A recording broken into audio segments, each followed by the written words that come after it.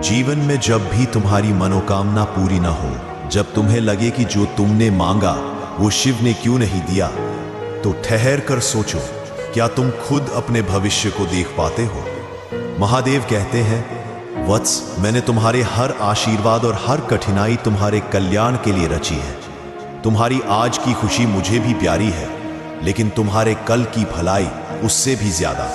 तुम्हें जो चाहिए वो आज तुम्हारे लिए अच्छा दिखता है, पर जो मैं दूंगा वो तुम्हारे लिए सर्वश्रेष्ठ होगा। क्योंकि कुछ चीजें मिलने से अच्छा है कुछ चीजें न मिले, ताकि तुम जीवन के असली अर्थ को समझ सको। याद रखो, हर मांगी चीज वक्त के साथ अपना महत्व खो देती है, लेकिन शिव जो देते हैं उसका महत्व समय के साथ बढ़ता जाता है।